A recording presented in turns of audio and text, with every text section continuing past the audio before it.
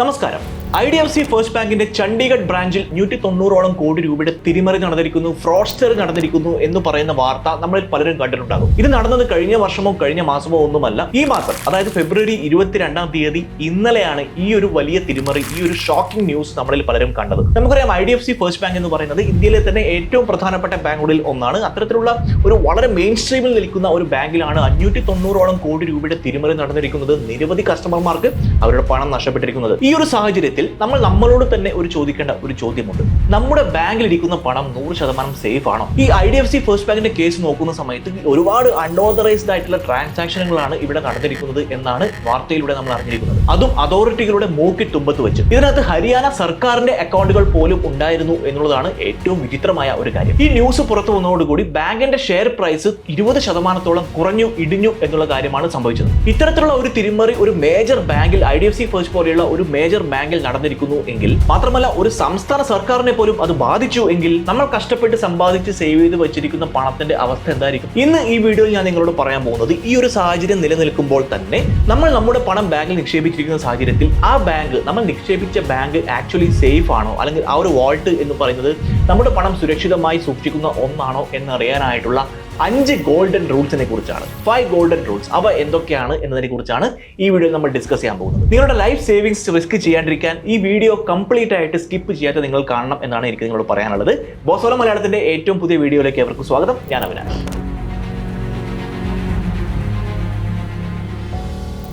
നമുക്ക് നോക്കാം, IDFC first ബാങ്കിന്റെ കേസിലേക്ക് നമുക്ക് പോവുകയാണെങ്കിൽ, അത് ആക്ച്വലി ഒരു ടെക്നിക്കൽ ഗ്ലിച്ചോ ഒന്നുമല്ല. അത് കൃത്യമായിട്ടുള്ള ആസൂത്രിതമായിട്ടുള്ള ഒരു ഫ്രോഡ്സ്റ്ററിയാണ് അവിടെ നടന്നിരിക്കുന്നത്. ഒരു സിസ്റ്റമാറ്റിക് ഫെയിലിയർ എന്ന് നമുക്ക് പറയാം. ബാങ്ക് ഓൾറെഡി 4 ഉദ്യോഗസ്ഥന്മാരെ ഈ കേസുമായി ബന്ധപ്പെട്ട് സസ്പെൻഡ് ചെയ്തു കഴിഞ്ഞു. അതുപോലെ തന്നെ ഫോറൻസിക് അന്വേഷണത്തിനായിട്ട് KPMGയെ ചുമതലപ്പെടുത്തുകയും ചെയ്തിരിക്കുകയാണ്. അത് മാത്രമല്ല, ഈ ബാങ്കുമായിട്ടുള്ള, IDFC ഫസ്റ്റ് ബാങ്കുമായിട്ടുള്ള എല്ലാ ഡീലിംഗ്സും ഹരിയാന ഗവൺമെന്റ് ഫ്രോസൺ ചെയ്തിരിക്കുകയാണ്. ഇതിൽ നിന്നും പ്രധാനമായിട്ടും മനസ്സിലാക്കേണ്ട ഒരു കാര്യം എന്താണ്? നമ്മുടെ ബാങ്കിന്റെ വലിപ്പം, സൈസ് എത്രയുമാകട്ടെ, അത് സേഫ്റ്റി ഒരിക്കലും ഗ്യാരണ്ടി ചെയ്യുന്നില്ല എന്നതാണ്. അത് 2020-ലെ യെസ് ബാങ്കുമായി ബന്ധപ്പെട്ട ക്രൈസിസ് ആണെങ്കിലും, 2026-ലെ ഇപ്പോൾ നടന്ന IDFC ഫസ്റ്റ് ബാങ്കുമായി ബന്ധപ്പെട്ട ക്രൈസിസ് ആണെങ്കിലും, ഇതെല്ലാം അർത്ഥമാക്കുന്നത് ഇത് തന്നെയാണ്. അതായത് ബാങ്കിന്റെ size doesn't matter at all. So സ്വാഭാവികമായിട്ട് നിങ്ങൾക്ക് സംശയം ഉണ്ടാവും, who is watching your money actually? നിങ്ങളുടെ പണം ആരാണ് ശ്രദ്ധിക്കുന്നത്, അല്ലെങ്കിൽ ആരാണ് ഇതൊക്കെ മോണിറ്റർ ചെയ്യുന്നത്? നമുക്ക് നോക്കാം. 5 lakh ഗ്യാരണ്ടി എന്ന് പറയുന്ന ഒരു സംഭവം ബാങ്കിങ് മേഖലയിൽ ഉള്ളതായിട്ട് ഇതുമായി ബന്ധപ്പെട്ട ആളുകൾക്ക് അറിയാം, അല്ലെങ്കിൽ ബാങ്കുമായി ബന്ധപ്പെട്ട വീഡിയോസ് സ്ഥിരമായി കാണുന്നവർക്ക് അറിയാം. 5 lakh റൂൾ ഗ്യാരണ്ടി എന്താണ്? 5 lakh ഗ്യാരണ്ടി എന്നതുകൊണ്ട് ഉദ്ദേശിക്കുന്നത്, നമ്മൾ ഒരു ബാങ്ക് അക്കൗണ്ടിൽ പണം നിക്ഷേപിക്കുന്ന സമയത്ത്, അത് FD ആവാം, അല്ലെങ്കിൽ ഏത് തരത്തിലുള്ള പണവും നമ്മൾ ഒരു ബാങ്കിലേക്ക് നമ്മൾ സേവിങ്സ് ആയിട്ട് നിക്ഷേപിക്കുന്ന സമയത്ത് 5 ലക്ഷം രൂപ ഇൻഷൂർഡ് ആയിരിക്കും. അതായത് നിങ്ങൾ 5 ലക്ഷം രൂപയോ 10 ലക്ഷം രൂപയോ 15, 20, 30, 50 ലക്ഷം രൂപ നിങ്ങൾ ഹാർഡ് ഏൺഡ് മണി നിങ്ങൾ ബാങ്കിൽ സേവ് ചെയ്ത് കഴിഞ്ഞാൽ, നിങ്ങളുടെ 5 ലക്ഷം രൂപ, നിങ്ങളുടെ മൊത്തം സേവിങ്സിൽ 5 ലക്ഷം രൂപ മാത്രമാണ് ഇൻഷുറൻസിന്റെ പരിരക്ഷ ലഭിക്കുന്നത്. ബാക്കി എമൗണ്ടിലൊന്നും യാതൊരു തരത്തിലുള്ള സുരക്ഷിതത്വവും ഇല്ല. ഇത് ഞാൻ പറയാൻ കാരണം, പലപ്പോഴും ആളുകൾ ചിന്തിക്കുന്നത് എന്താണെന്ന് വെച്ചാൽ, നമ്മൾ ബാങ്കിൽ ഒരു പണം നിക്ഷേപിച്ചു കഴിഞ്ഞാൽ, നമ്മൾ 10, 20 ലക്ഷം ബാങ്കിൽ നിക്ഷേപിച്ചു കഴിഞ്ഞാൽ, that entire money is secured by the government of India. അതങ്ങനെയല്ല ഒരിക്കലും. അതൊരു മിത്ത് മാത്രമാണ്. വെറും 5 ലക്ഷം രൂപയ്ക്ക് മാത്രമാണ് ഇൻഷുറൻസ് ഉള്ളത്. ഏതെങ്കിലും തരത്തിൽ ബാങ്ക് കൊളാപ്സ് ആവുകയാണെങ്കിൽ, നേരത്തെ IDFC ഫസ്റ്റ് ബാങ്കിന്റെ കേസ് പറഞ്ഞതുപോലെ, അത്തരത്തിൽ എന്തെങ്കിലും ഒരു ഇഷ്യൂ ബാങ്കുമായി ബന്ധപ്പെട്ട് സംഭവിക്കുകയാണെങ്കിൽ, DICGC കവർ ചെയ്യുന്നത് വെറും 5 ലക്ഷം രൂപ വരെ ആയിരിക്കും. നിങ്ങളുടെ അക്കൗണ്ടിൽ 50 ലക്ഷം രൂപയാണെങ്കിൽ, ബാങ്ക് കൊളാപ്സ് ആവുകയാണെങ്കിൽ നിങ്ങൾക്ക് ലഭിക്കുന്നത് വെറും 5 ലക്ഷം രൂപ മാത്രമാണ്. ബാക്കി 45 ലക്ഷം രൂപ പോയി. ഇതുകൊണ്ടാണ് പറയുന്നത്, നമ്മൾ കോഴിമുട്ട വാങ്ങുന്ന സമയത്തെ എല്ലാം ഒരു ബാസ്ക്കറ്റിൽ മാത്രം വെക്കാൻ പാടില്ല എന്ന് പറയും. കാരണം കോഴിമുട്ട ഒരുപാട് നമ്മൾ വാങ്ങുന്ന സമയത്ത് ഒരു കൂടയിൽ മാത്രം വെച്ച് കഴിഞ്ഞാൽ പൊട്ടിപ്പോകാനുള്ള സാധ്യതയുണ്ട്. ആ ഒരു ലോജിക്ക് നമ്മൾ ഇത്തരത്തിൽ ബാങ്കിൽ ഡെപ്പോസിറ്റ് നടത്തുന്ന സമയത്ത് നമ്മൾ പാലിക്കേണ്ടതായിട്ടുണ്ട്. നിങ്ങൾ വലിയ ഡെപ്പോസിറ്റ് ചെയ്യുന്ന സമയത്ത് 2 or 3 ബാങ്കുകളിലേക്ക് അത് ഡിവൈഡ് ചെയ്ത് ഡെപ്പോസിറ്റ് ചെയ്യാൻ ശ്രദ്ധിക്കുക. അത് റിസ്ക് കുറയ്ക്കാൻ സഹായകമായിരിക്കും. ഇനി നമ്മൾ പറയാൻ പോകുന്നത് 5 സേഫ്റ്റി ചെക്ക് പോയിന്റ്സ്. നമ്മളൊരു അക്കൗണ്ടിൽ നിക്ഷേപിക്കുന്ന സമയത്ത്, നമ്മളൊരു വലിയ എമൗണ്ട് നമ്മളൊരു ബാങ്ക് അക്കൗണ്ടിലേക്ക് നിക്ഷേപിക്കുന്ന സമയത്ത് ഇത്തരത്തിലുള്ള റിസ്ക് ഒഴിവാക്കാനായിട്ട് നമ്മൾ ശ്രദ്ധിക്കേണ്ട ചില കാര്യങ്ങളുണ്ട്. 5 പ്രധാനപ്പെട്ട കാര്യങ്ങൾ എന്തൊക്കെയാണെന്ന് നമുക്ക് പരിശോധിക്കാം. ഈ പറയാൻ പോകുന്ന കാര്യങ്ങൾ ബാങ്കിന്റെ ക്വാർട്ടർലി റിപ്പോർട്ടിനകത്തും നിങ്ങൾക്ക് കാണാൻ പറ്റും. ഇവിടെ 3 കോളം നമുക്ക് കാണാം. ഒന്ന് മെട്രിക്, അതിന്റെ അർത്ഥം എന്താണ്, വാട്ട് ഡസ് ഇറ്റ് മീൻ. പിന്നെ അതിന്റെ സേഫ് സോൺ. ആദ്യത്തേത് നെറ്റ് NPA എന്ന് നിങ്ങൾക്ക് കാണാൻ പറ്റും. Bad loans that are not being paid back. അത് കുറച്ചുകൂടി സിമ്പിൾ ആയിട്ട് പറയുകയാണെങ്കിൽ, ആളുകൾ ബാങ്കിൽ നിന്നും ലോൺ എടുക്കുന്നു എന്ന് വിചാരിക്കുക. ഒരു 10 പേര് ബാങ്കിൽ നിന്നും ലോൺ എടുത്തു കഴിഞ്ഞാൽ അതിൽ 9 പേരും ബാങ്കിലേക്ക് ലോൺ തിരിച്ചടക്കുന്നില്ല എന്നിരിക്കട്ടെ. അതാണ് ബാഡ് ലോൺ. അപ്പോൾ അതിന്റെ സേഫ് സോൺ നമുക്ക് കാണാൻ പറ്റും. The safe zone below 3%, below 3%. അതായത് ഒരു ബാങ്കിലേക്ക് തിരിച്ചടക്കപ്പെടാത്ത ബാഡ് ലോണിന്റെ പെർസെൻറ്റേജ് 3% കുറവായിരിക്കണം. അങ്ങനെയാണെങ്കിൽ മാത്രമേ ആ ബാങ്ക് സേഫ് ആണെന്ന് നമുക്ക് പറയാൻ പറ്റൂ. രണ്ടാമത്തെ മെട്രിക് എന്ന് പറയുന്നത്, രണ്ടാമത് നിങ്ങൾ ശ്രദ്ധിക്കേണ്ട കാര്യം എന്ന് പറയുന്നത് CAR, അതായത് ക്യാപിറ്റൽ അഡിക്വസി റേഷ്യോ. അത് ബാങ്കിന്റെ ഒരു ഷീൽഡ് ആയിട്ട് നമുക്ക് പറയാം. അതായത് ഒരു റിസ്ക് ടോളറേറ്റ് ചെയ്യാൻ ബാങ്കിന് എത്രത്തോളം കപ്പാസിറ്റി ഉണ്ട് എന്നതാണ് ഇതുകൊണ്ട് ഉദ്ദേശിക്കുന്നത്.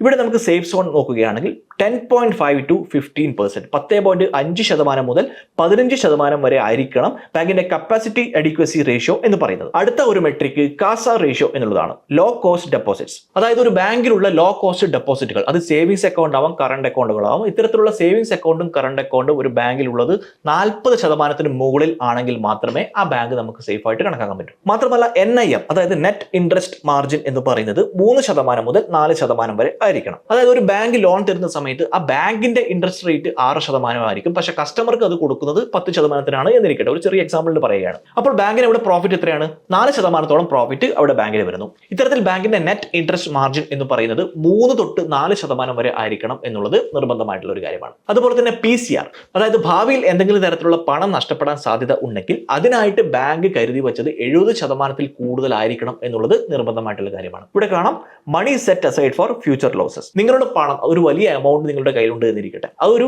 ബാങ്ക് അക്കൗണ്ടിലേക്ക് നിങ്ങൾ നിക്ഷേപിക്കുന്ന സമയത്ത് ഈ 5 പ്രധാനപ്പെട്ട കാര്യങ്ങൾ ശ്രദ്ധിക്കേണ്ടത് വളരെ വളരെ ഇമ്പോർട്ടന്റ് ആയിട്ടുള്ള കാര്യമാണ്. ഞാൻ ആദ്യം പറഞ്ഞതുപോലെ ബാങ്കിന്റെ ക്വാർട്ടർലി റിപ്പോർട്ട് നോക്കുകയാണെങ്കിൽ നിങ്ങൾക്ക് ഈ ഡീറ്റെയിൽസ് എല്ലാം കൃത്യമായിട്ട് കാണാൻ പറ്റും. അപ്പോൾ നമ്മൾ ബാങ്ക് അക്കൗണ്ടിന്റെ സേഫ്റ്റിയെ കുറിച്ചാണ് പറഞ്ഞുകൊണ്ടിരിക്കുന്നത്. അതുപോലെ തന്നെ പ്രധാനപ്പെട്ട, അല്ലെങ്കിൽ നമ്മൾ അത്രയും തന്നെ കാര്യത്തോടെ കണക്കാക്കേണ്ട മറ്റൊരു കാര്യമാണ് നമ്മുടെ ലൈഫിന്റെ സേഫ്റ്റി, അല്ലെ?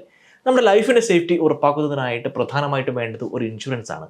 അവിടെയാണ് ആക്സിസ് മാക്സ് ലൈഫ് ഇൻഷുറൻസ് നിങ്ങളെ സഹായിക്കുന്നത്. പ്രതിമാസം വെറും 595 രൂപ പ്രീമിയത്തിൽ ആക്സിസ് മാക്സ് ലൈഫ് ഇൻഷുറൻസ് നിങ്ങൾക്ക് ലഭിക്കും. അതുമാത്രമല്ല 1 കോടി രൂപയുടെ കവറേജും ഇതിൽ അവൈലബിൾ ആണ്. 99.7% ക്ലെയിം സെറ്റിൽമെന്റ് റേഷ്യോയും ആക്സിസ് മാക്സ് ലൈഫ് ഇൻഷുറൻസിലുണ്ട്. മാത്രമല്ല വെറും 3 മണിക്കൂറിനുള്ളിൽ ക്ലെയിം സെറ്റിൽമെന്റും ഇവർ ഉറപ്പ് നൽകുന്നു. അതുകൂടാതെ ആദ്യത്തെ 1 വർഷത്തെ പ്രീമിയത്തിൽ 15% ഡിസ്കൗണ്ടും ലഭ്യമാണ്. നിങ്ങൾ ആക്സിസ് മാക്സ് ലൈഫ് ഇൻഷുറൻസ് വാങ്ങാൻ ആഗ്രഹിക്കുന്നുണ്ടെങ്കിൽ ഈ വീഡിയോയുടെ ഡിസ്ക്രിപ്ഷനിൽ അതിന്റെ ലിങ്ക് കൊടുത്തിട്ടുണ്ട്, നിങ്ങൾക്ക് ക്ലിക്ക് ചെയ്തുകൊണ്ട് വാങ്ങാവുന്നതാണ്. സോ നമ്മൾ അക്കൗണ്ടിൽ നിക്ഷേപിക്കുന്ന സമയത്ത് ശ്രദ്ധിക്കേണ്ട പ്രധാനപ്പെട്ട മറ്റ് ചില കാര്യങ്ങളെ കുറിച്ച് പറയുകയാണെങ്കിൽ, ഒന്നാമത്തെ കാര്യം എന്ന് പറയുന്നത് നിങ്ങളുടെ പണം ഡെപ്പോസിറ്റ് ചെയ്യാൻ പോകുന്ന സമയത്ത് ആദ്യം DSIBകൾക്ക് പ്രയോറിറ്റി കൊടുക്കുക. എന്താണ് DSIB എന്നതുകൊണ്ട് ഉദ്ദേശിക്കുന്നത്?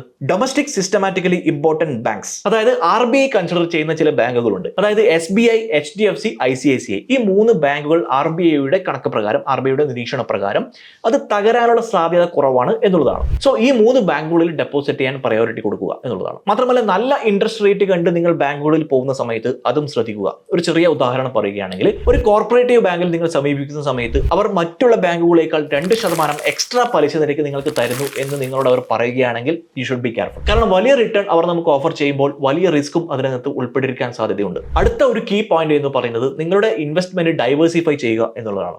നിങ്ങൾ 15 ലക്ഷം രൂപ ഇൻവെസ്റ്റ് ചെയ്യാൻ പോവുകയാണെങ്കിൽ അത് ഒറ്റയടിക്ക് ഒരു ബാങ്കിൽ 15 ലക്ഷം ആക്കാതെ 3 ഡിഫറെന്റ് ബാങ്കുകളിൽ 5 ലക്ഷം രൂപ വെച്ച് ഇൻവെസ്റ്റ് ചെയ്യാൻ ശ്രദ്ധിക്കുക. ഇങ്ങനെ ചെയ്താലുള്ള ഗുണം എന്താണ്? ഓരോ ബാങ്കിലും 5 ലക്ഷം രൂപ വരെ ഇൻഷുർഡ് ആണ്. നിങ്ങളുടെ 5 ലക്ഷം രൂപ സെക്യൂർഡ് ആണ്. ബാങ്കിൽ എന്ത് സംഭവിച്ചാലും ആ ഒരു 5 ലക്ഷം രൂപ നഷ്ടപ്പെടില്ല.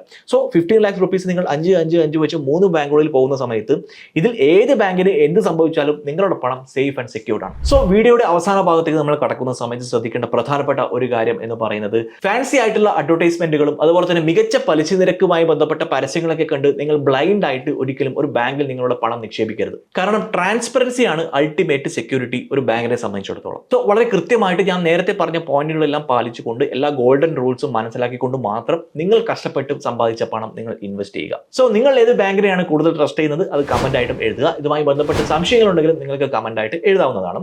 പോസ്റ്റോൾ മലയാളത്തിന്റെ ഈ വീഡിയോ കണ്ടതിന് ഏവർക്കും നന്ദി. നമ്മുടെ ചാനൽ നിങ്ങൾ സബ്സ്ക്രൈബ് ചെയ്യാൻ മറക്കരുത്. അടുത്ത വീഡിയോയിൽ വീണ്ടും കാണാം. By. Bosswala. Be the boss.